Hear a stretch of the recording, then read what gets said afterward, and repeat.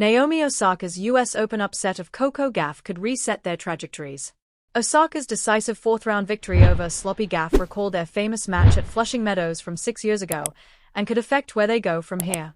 At around 10:30 a.m., she took Arthur Ashe court for an intense hitting session prior to her fourth-round match against Coco Gauff. When it was finally game time, Osaka went right to work, picking apart her opponent, showing why, even as the 23rd seed, she is a threat to win this event for a third time, and winning perhaps the biggest match since she became a mother. Osaka didn't so much win as she dominated Monday's highly anticipated match at Arthur Ashe Stadium, prevailing 6-3, 6-2 in barely an hour in a match that somehow was less competitive than the lopsided scoreline would indicate. This match served two roles. One was to showcase Osaka at pretty darn close to her peak, reminding fans why she remains a threat nearly 5 years since her last major. In fact, nearly 5 years since she even reached the second week of a major. It also served as a reminder that for all her admirable qualities and all her triumphs, including a French Open title less than 3 months ago, Coco Gauff remains a work in progress. 6 years ago, these two players met on the same court.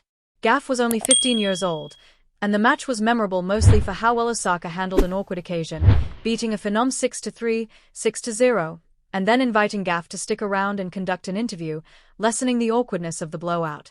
6 years later, they are at much different places in their career. Gauff, seeded third, has won 2 majors.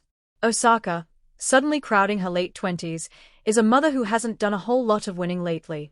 But this match today had similar vibes featuring two players at very different levels. Osaka was composed and accurate and turned in, above all, a formidable serving performance, winning more than 90% of her first serves and at one point winning 22 of 25 points on serve. Meanwhile, Gauff was chock full of errors, 33 of them, and struggled with her ground strokes in particular. Unless you are on a retreat in Siberia, you are likely aware that Gauff fired one coach and hired a mechanics expert on the eve of the tournament. It was a bold, daring move, but underscored how little faith she has in her serve, in particular. Sadly, it did not pay dividends this tournament as fundamental strokes are still clearly defective, and perhaps she will spend the rest of the year playing fewer tournaments and working more on the mechanics.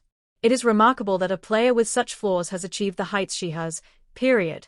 She could retire tomorrow and would be in the Hall of Fame, period. But at age 21, she is now at a real crossroads. How willing is she to completely retool her game?